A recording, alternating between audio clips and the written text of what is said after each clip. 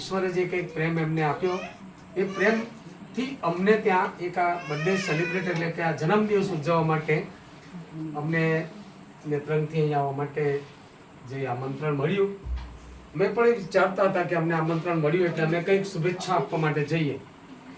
તો ખાસ કરીને એક વચન છે, વચન હું વાંચીશ અને તમે સાંભળજો કે જેથી કરીને આજનું જે વચન છે શા માટે આપણે આ ઉજવીએ છીએ, કેમ કરીએ છીએ આ પ્રસંગ, એ બાબતે લખવામાં આવી છે. માથીની લખેલી સુવાર્તાના 14મા અધ્યાયની અંદર એવું લખ્યું છે,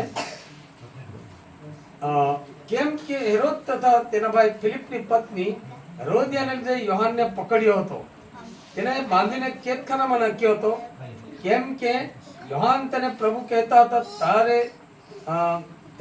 યોહાને તેને કહ્યું હતું કે તેને રાખવી ઉચિત નથી અને તેને મારી નાખવા ઈચ્છતો હતો, પણ લોકોથી તે બીતો હતો, કેમ કે તેઓ તેને પ્રબોધક માનતા હતા.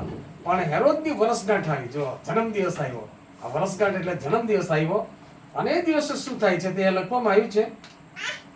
ત્યારે હેરોદિયાની દીકરીએ તેઓની આગળ નાચીને હેરોદને ખુશ કર્યો. એટલે જન્મદિવસ આવે તે દિવસ લોકો નાચવાનું રાખે છે, સારું જમવાનું રાખે છે, આજુ કેક રાખવામાં આવી છે, સારા કપડાં પહેર્યા છે અને બધી રીતે એક આનંદનો માહોલ ઉભો થાય છે. તો આ અહીંયા જે દિવસે આ દીકરીનો જન્મદિવસ હતો હેરોદ રાજાનો, એ દિવસે એની દીકરીએ સ્ટેજ પર બહુ સારો ડાન્સ કર્યો, અને ડાન્સ કર્યો એટલે શું થયું, ત્યાં ખુશ કરી દીધા એના પપ્પાને. ત્યારે તેણે સમખાને વચન આપ્યું કે જે કંઈ તું માગે તે હું તને આપીશ. ડાન્સ ગમ્યો એટલે કે જે કંઈ તું માગશે તે હું તને આપીશ. પણ એ ખબર નહીં હતી કે પેલા કેદખાનામાં નાખેલો માણસ તેનું ડોકું માંગશે. એટલે જન્મદિવસ હોય એ દિવસે આપણે જે કંઈક અઘટિત બાબત હોય તે નહીં માગવાનું, પણ શું માગવાની બાબત આવે છે જુઓ અહીંયા.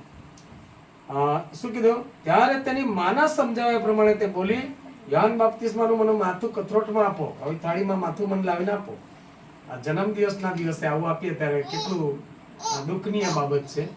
પણ જન્મદિવસના બાબતે શું કીધું છે, અને રાજા દિલગીર થયો તો પણ પોતે સમ ખાધા હતા, તેના લીધે તેને ખાવા બેઠેલાઓને લીધે હુકમ આપ્યો અને કીધું કે જાઓ પેલા બંદીખાનામાંથી પેલા યોહાન બાપ્તિસ્માનું માથું કાપી લઈ આવો, અને લઈ આવ્યા.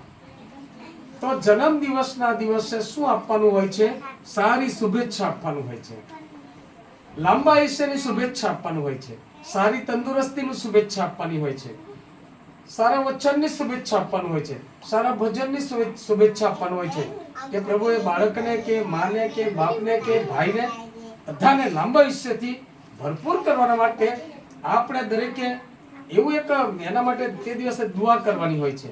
અમે એ બાળકો ત્યાં અમારી બાજુમાં રહે છે, ખાસ કરીને હું એક મિશનરી તરીકે સેવા બજાવું છું.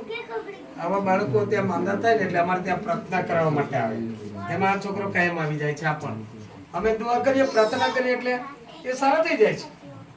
પણ સારા થયા એટલે એ એક સારા થવાના ભાગરૂપે ઈશ્વરે બંને બાળકોને સારી તંદુરસ્તી આપી છે. આ દીકરીને 1 વર્ષ પૂર્ણ થઈ ગયું. એ વર્ષની અંદર ભલે ચઢાવ ઉતાર આવ્યા હશે, પણ પ્રભુએ દીકરીને સુરક્ષિત રાખી છે. અને એ સુરક્ષિતતાના ભાગરૂપે આજે કયા એક જન્મદિવસનો માહોલ, જન્મદિવસનો પ્રસંગ, જેને આપણે અંગ્રેજીમાં કહે છે હેપી બર્થડે, બરાબર ને?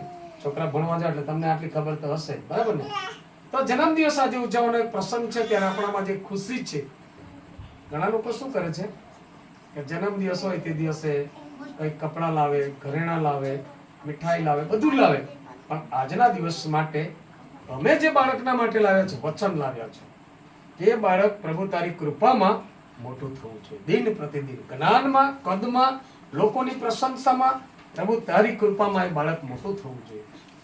અને એ સમય વચ્ચે કદાચ બાળકને કોઈ ગંભીર સમસ્યા ના આવી જોઈએ, એ બીમાર ના પડવું જોઈએ, અને બીમારીના સમયમાં પણ એને બચાવી લેજો. ભણવા જાય ત્યારે એને જ્ઞાન ગોષ્ઠીથી ભરપૂર કરજો. એવું એક આ દુઆજનક વચન અમે લાવ્યા છે, અને તમને પણ આ બધાને આ દુઆજનક વચન મળ્યું.